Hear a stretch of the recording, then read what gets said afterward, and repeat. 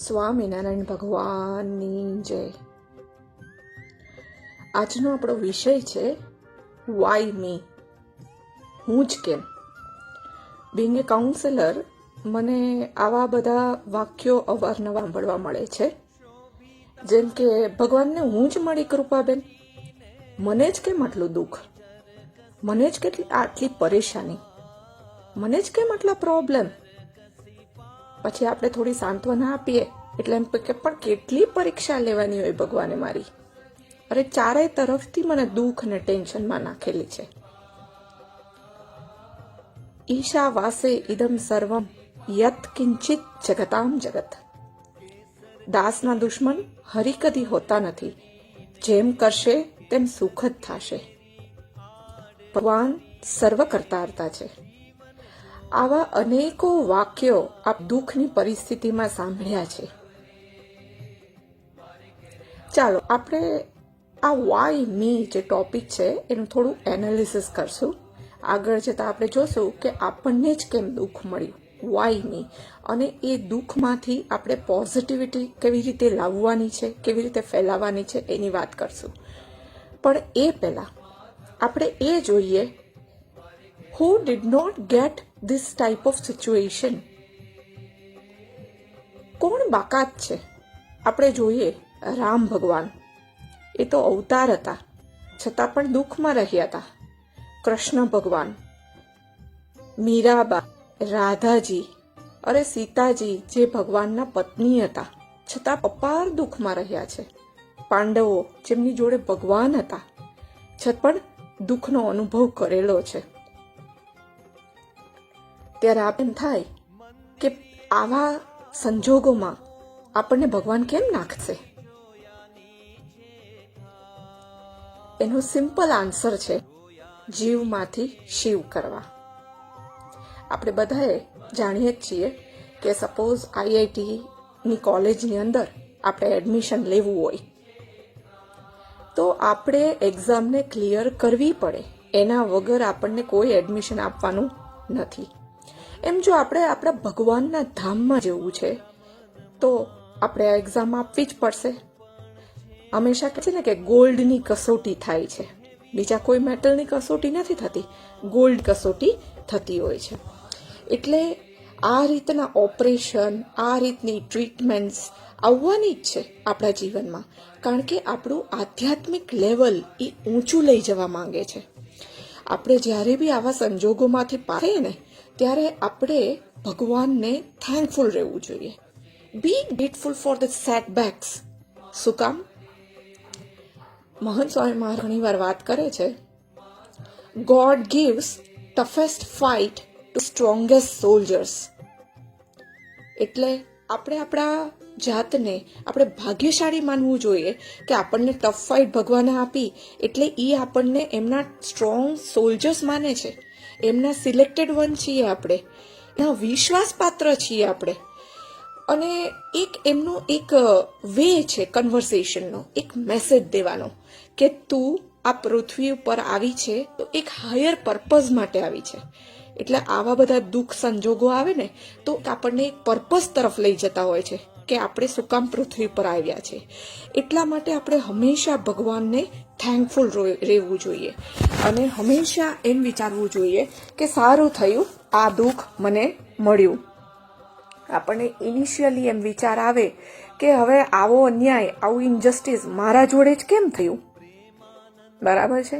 પણ આપણે જો ડીપલી થિંકિંગ કરીએ, થોડી ધીરજ કે થોડો સમય વહેવા દઈએ, ત્યારે આપણને ખ્યાલ આવે કે ભગવાનનો જે પ્લાન હતો ને એ બેસ્ટ હતો. બહુ સારું થયું કે આવું થયું. મને એમાંથી એક્સપિરિયન્સ મળ્યો, મને એમાંથી શીખવા મળ્યું, મારી સહન શક્તિ વધી.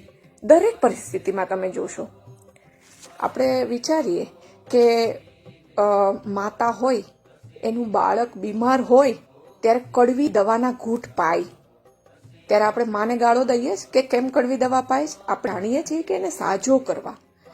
એવી જ રીતે ભગવાન આપણને આવી ટ્રીટમેન્ટ કરશે આપણા અનંત અનંત અનંત જન્મો ઉપર ચોકડી મારવા માટે, આપણને શુદ્ધ કરવા માટે, આપણને જે આપણે કર્મો કર્યા હોય પૂર્વજન્મમાં કે આ જન્મમાં એમાંથી ક્લીન કરવા માટે આપણને આ ટાઈપ ટ્રીટમેન્ટ આપવાના જ છે. એની માટે આપણે બહુ હેપી થવું જોઈએ. આપણે આગળ વાત કરી એમ we should be thankful to him. માતા હોય એ દરેક વાર બાળકને બધી જ વસ્તુ આપી નથી દેતા તરત જશે જે. નાનું બાળક હોય એ અગ્નિમાં તરત અગ્નિ પકડવા દોડે ત્યારે માતા એને રોકી રાખે છે. એને ખબર છે કે આ બળી જશે, દાજી જશે. એમ આપણે ઘણીવાર ભગવાન પાસે એમ માંગતા હોય, પૈસા માંગતા હોય, ફેમ માંગતા હોય, ઘર માંગતા હોય, પાસપોર્ટ માંગતા હોય, વિઝા માંગતા હોય, આવું બધી માંગણી થતી હોય, પણ આપણી પ્રેયર નથી સંભળાતી હોતી ઘણીવાર. શું કામ? કારણ કે ઘણીવાર કેવું થાય કે વિઘ્ન કરનાર હોય છે. આગળ જો સપોઝ આપણને આપી દે તો એ વસ્તુ આપણને વિઘ્ન કરે, આપણે મોટી પરેશાનીમાં નાખી દે.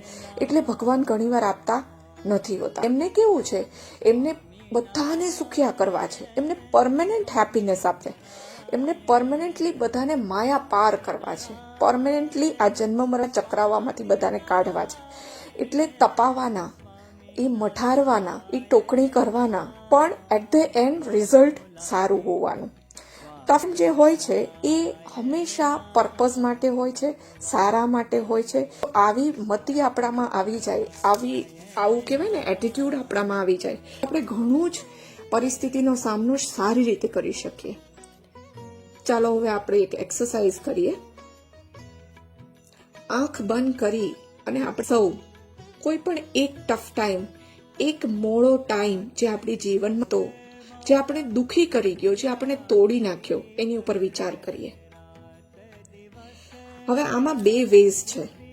એક તો કેવું છે કે આપણે એ વસ્તુને વાગોડિયા કરીએ અને રોયા કરીએ, કકડાટ કર્યા કરીએ, બીજાને કરાવીએ અને ડિસ્ટર્બ થયા કરીએ, બીજાને પણ ડિસ્ટર્બ કરીએ, આજુબાજુમાં પણ એવું જ ફેલાવીએ, પ્લસ બધા રોગોને આમંત્રણ આપીએ આપણે. બરાબર. અને બીજી વે એવી છે રિયલાઇઝેશન મેથડ, જે મને બહુ ગમે છે, જેમાંથી એમ વિચારીએ કે આ ટફ ટાઈમ જે આપણા જીવનમાં હતો એમાંથી મને શું શીખવા મળ્યું, શું મારી માટે સારું કરી ગયું, શું મને એ સ્ટ્રોંગ હ્યુમન બીંગ બનાવ્યું એણે, શું મને એણે બીજાને હેલ્પફુલ થવાની વૃત્તિ આપી, શું હું બીજાને સારો એટલે કે નાઈસ રહી શક્યો. કારણ કે ઘણીવાર જોજો જે બહુ દુઃખમાંથી પસાર થાય એ હંમેશા બીજાને સારા રહેવામાં વિચારતા હોય. જેમ કે એનામાં મેચ્યોરિટી આવી જાય, એનામાં કેવું થાય, સ્ટેબિલિટી આવી જાય, અન્ડરસ્ટેન્ડિંગ આવે કે પોતે આવું અનુભવ્યા છે તો બીજા આવું ન અનુભવે. સેન્સિટિવ, એકદમ આમ સેન્સિટિવ થઈ જાય બીજા માટે. એટલે એક આની પોઝિટિવ વે બી છે કે આપણા જીવનમાં જો નેગેટિવ આવે તો આપણે બીજાને કઈ રીતે મદદરૂપ થઈએ કે આપણે જે ભોગવ્યું એ બીજા ના ભોગવે. અને બીજાની મિસ્ટેક્સમાંથી પણ ઘણીવાર આપણે શીખીએ. ઘણીવાર કેવું થાય કે પોતે દુઃખનો અનુભવ થયો હોય, પોતે પોતાનું બાળક ગુમાવ્યું હોય, તો અનગિનત મારી પાસે એવા દાખલા છે એવા પેરેન્ટ્સના કે બીજાને મદદ કરવા માંડે એ જ બાબતમાં, કે જે બાબતમાં પોતે પોતાનો ભાઈ ગુમાવ્યો હોય, બાળક ગુમાવ્યું હોય, પેરેન્ટ્સ ગુમાવ્યું હોય, તો એને પોઝિટિવ લઈ અને એ લોકો બીજાને હેલ્પફુલ થવા માંડે. તો એક આ પોઝિટિવ ડાયરેક્શન છે જેની અંદર ખરેખર આપણે વિચારવું જોઈએ કે આપણે બીજાને કઈ રીતે મદદ. મને યાદ છે હું જર્મનીની અંદર સીબીટના એક્ઝિબિશનમાં ગયેલી 2005ની અંદર કે 6ની અંદર. તો ત્યાં એક મેં હેલિકોપ્ટર જોયેલું અને ડીપનું એનાલિસિસ કર્યું, સ્ટડી કર્યું. તો એમણે વાત કરી કે આ ભાઈનો સન કંઈક કાર એક્સિડન્ટમાં ધામમાં ગયો અને એટલે ધામમાં ગયો કે એને તરત ટ્રીટમેન્ટ નહોતી મળી. એટલે એને હેલિકોપ્ટર્સ આખા જર્મનીની અંદર અને યુરોપની અંદર હેલિકોપ્ટર્સ પોતે અર્પણ કર્યા કે જે જ્યાં બી એક્સિડન્ટ્સ થાય તો ત્યાં જઈ અને એ મતલબ હેલ્પ તરત મળી રહે જ્યાં આવી રીતે એક્સિડન્ટ ભયંકર થયા હોય. તો કેટલું પોઝિટિવ લીધું એને. તો આવી રીતે આપણે પણ વિચારી શકીએ કે આપણા જીવનમાં ટફ ટાઈમ હતો પણ બીજાને કઈ રીતે અનુકૂળ આવીએ, બીજાને કઈ રીતે આમાંથી પોઝિટિવલી આપણે શીખવી શકીએ. અને હંમેશા આપણા ટફ ટાઈમમાં આપણે યાદ રાખવું જોઈએ કે સપોઝ આપણે ઘણીવાર એવા દુઃખી થઈ જઈએ કે મારા પ્લાનિંગ મુજબ ન થયું એટલે હું દુઃખી થઈ ગયો, બરાબર. પણ ત્યારે આપણે એમ કેમ નથી વિચારતા કે આ પ્લાનિંગ કદાચ ભગવાનનું હશે, અને ભગવાન તો સારા માટે જ હશે, એ તો આગળનું જોઈ શકે છે. એટલે કદાચ મારા ભલા માટે હશે કે આ મને નહીં મળ્યું. તો આવું આપણે વિચાર કરીએ કે આપણી લાઈફની અંદર ચેલેન્જીસ આવવાની જ છે, હાર્ડશિપ્સ તો આવવાની જ છે, પણ એની અંદર મારા અનુભવ પ્રમાણે એક હિડન બ્લેસિંગ્સ હોય છે, એક સ્ટ્રોંગ લેસન હોય છે. એટલે આપણે જોઈએ કે એમાંથી આપણે જે ચેલેન્જીસ છે એમાંથી આપણે શું શીખવા મળશે. તો મારા અનુભવ પ્રમાણે 5-7 વસ્તુઓ છે જે હું શેર કરીશ કે લેસન્સ યુ લર્ન ફ્રોમ હાર્ડશિપ્સ. એની અંદર પહેલું એવું છે કે તમે એવું શીખો કે સેલ્ફ વર્ક કરતા શીખો. એટલે આમાં હું એવી ગેરંટી નથી આપતી કે તમે સેલ્ફ વર્ક કરતા હો તો તમને નેગેટિવ થિંગ્સ નહીં થાય તમારા જીવનમાં, એવું નથી. પણ તમે એને જ્યારે સેલ્ફ વર્ક કરો ને એટલે તમારા અંદરથી ફિયર, પેનિક, આમ સ્ટ્રેસ, ટેન્શન આ બધું જતું રહે. એક ક્લિયરિટી આવે, એક કહેવાય ને કે કામનેસ આવે. તમે આ જે સેલ્ફ વર્ક, જેમ કે સેલ્ફ વર્કની અંદર મેડિટેશન કરી શકો, ગ્રેટિટ્યૂડ દેખાડી શકો, અને આગળ વાત કરીએ એમ પોઝિટિવ એટીટ્યૂડ લાવી શકો તમારે લાઈફની અંદર. મેન્ટલી અને ઇમોશનલી તમે સ્ટ્રોંગ થઈ શકો, બરાબર. માઇન્ડફુલ આવી બધી પ્રેક્ટિસીસ કરો તો તમારું શું કેવું થાય કે આવી ટ્રબલસમ જે તમારું સિચ્યુએશન હોય એની અંદર તમે ડિસિઝન સારા લઈ શકો. પછી પોઝિટિવ બુક્સ તમે વાંચો, બીજાને પોઝિટિવ વાતો કરો, આ બધું સેલ્ફ વર્કની અંદર આવશે. પછી બીજું તમે એ જોશો કે બહુ બધા માણસો, મીન્સ કે અમુક વસ્તુઓ અને માણસો બધા જ આપણા જીવનમાં ઇમ્પોર્ટન્ટ નથી હોતા. તો ઘણીવાર કેવું થાય કે આપણને એલિમિનેટ કરવાની આપણને આવડત આવી જાય. આપણે એને જે ટોક્સિક એલિમેન્ટ્સ છે, જ્યાં આપણો ટાઈમ વેસ્ટ થાય છે, કે જ્યાં આપણી એનર્જી આપણે ખોઈએ છીએ, એને આપણે રિડ્યુસ કરી શકીએ. એટલે આ વ્યર્થ વ્યય જે થતો હોય એને આપણે એને ચેનલાઇઝ કરીએ તો પોઝિટિવ ડાયરેક્શનમાં જઈ શકીએ, બરાબર ને. એટલે એનું વાયસા વર્ષા છે કે જો પોઝિટિવ માણસો તમને મળે, સારા માણસો, કામના માણસો, કામની વસ્તુઓ, એમાં તમે ફોકસ કરો, તમે એનર્જીને એમાં ખો, ટાઈમ તમે એમાં દો તો ઘણું જ ફ્રૂટફુલ રહેશે. પછી છે બધા પ્રિઝનર ઓફ પાસ્ટ હોઈએ છીએ આપણે. ઘણીવાર કેવું હોય છે, આપણે મૂવ ઓન કરી જ નથી શકતા. આપણે પાસ્ટની અંદર એવા પ્રિઝનમાં આપણે ઘરકાવ હોઈએ છીએ કે આપણે એનું દુઃખને કહેવાય ને કે વિહાયા જ કરે દુઃખ, મતલબ એને દુઃખને ખોતરીને યાદ કર્યા કરીએ, બરાબર છે ને. એટલે આ ટાઈપનું આપણે વલણ હોય છે જે આપણને બહુ જ હેલ્થવાઇઝ નુકસાન કરતી હોય છે. એના નુકસાનમાં તો હેલ્થવાઇઝ શું થાય મારે બહુ ડીપમાં નહીં જવું પડે, કારણ કે બધા ખબર છે. સ્ટ્રેસ આવે, એન્ઝાઇટી આવે, ડિપ્રેશન આવે, શુગર આવે, ડિઝીઝીસ આવે, બીપી આવે, આવું બધું અનેક રોગો થતા હોય છે. પછી આપણે જોઈએ કે આપણામાં છે ને, જો આપણે સેલ્ફ વર્ક કરીએ ને આપણે લેસન લર્ન કરીએ હાર્ડશિપમાં, તો આપણને છે ને ધીરજ આવવા માંડે કે ભાઈ આ ટાઈમ છે એ પાસ જશે. જેમ સારો ટાઈમ, ખરાબ ટાઈમ એ પાસ થાય છે, સારો ટાઈમ એ પાસ થઈ જાય. કે છે ને કે time is like a river, you cannot touch the same water twice because the flow has passed will never pass again. એ કોઈ દિવસ ફર આપણને એનું એ ટચ નથી થવાનું પાણી જે રિવરમાં હોય છે, બરાબર. એટલે આપણે વાર કેવું થઈએ છીએ કે આપણે ધીરજ નથી રાખી શકતા. નાની નાની વાતમાં આપણે એટલા ડિસ્ટર્બ થઈ જઈએ છીએ, આપણે જોઈએ છીએ કે લોકો નાની નાની બાબતમાં સુસાઇડ એટેમ્પ્ટ કરતા હોય છે, અને ઘણા એવા નેગેટિવ પરિણામ આવે છે કે સુસાઇડ થઈને ડેથ થતા હોય છે. ઘણા એવા મેં કેસીસ જો છે જેની અંદર આખો પરિવાર આમ કહેવાય કે એની પાછળ ખોરવાઈ જાય છે. કે સપોઝ સુસાઇડ માટે એસિડ પી લે અને પરેશાની આખા વારને આવે, પછી એમાંથી બચી જાય એટલે પોતે પણ એને ટોલરેટ કરવું પડે એ પેઇનને. ધારો કે મને એક એક્ઝામ્પલ મેં જોયું હતું કે પેરેન્ટ્સે એને ક્યાંક શું કે એને ગમતો શર્ટ ના અપાયો તો એને આ ગાડી દીધી પોતાના બોડીમાં. પછી શું બચી તો ગયા, પણ આખી જીવનભર એની બર્ન્સ નથી. એટલે પોતે પણ એ એવી રીતે રહ્યા અને પેરેન્ટ્સને પણ એવી રીતે દુઃખી પહોંચાડ્યા. એટલે નાની નાની વાતમાં આપણે ડિસ્ટર્બ થઈ જઈએ તો મને એવું થાય કે આપણે ધીરજ રાખવી જોઈએ, કારણ કે આ ટાઈમ પસાર થઈ જશે, ઘણીવાર કેવું થાય કે આપણી પાસે તો શ્રેષ્ઠ એક્ઝામ્પલ છે તુકારામજી. આમ વિચાર કરીએ આપણે તુકારામજીનો, કેટલા બધા પોઝિટિવ.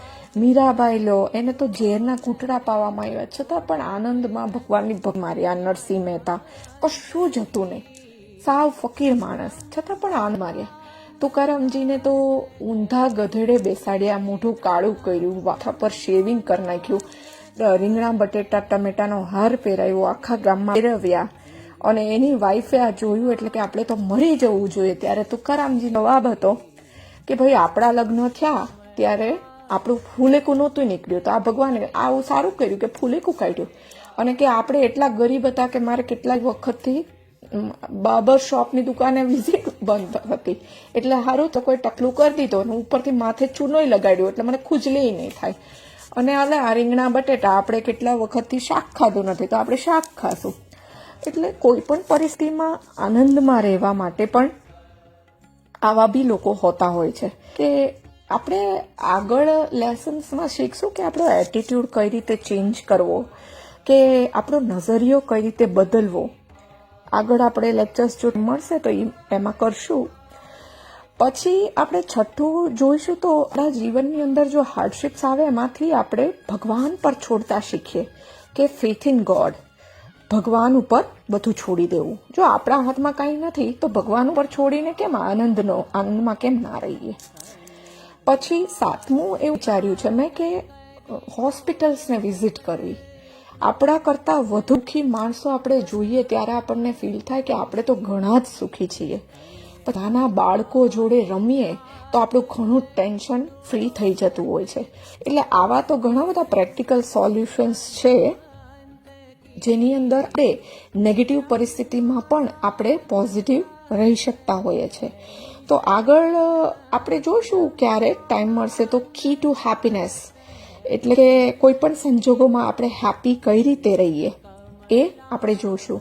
પણ હું તમારા કમેન્ટ્સને વેલકમ કરું છું કે તમારે કોઈ પણ ટોપિક તમને એવી હોય કે હું ડિસ્કસ કરું તો આપ પ્લીઝ આમાં કમેન્ટ કરજો કે કેવા કેવા ટોપિક તમને ગમશે જેના ઉપર આપણે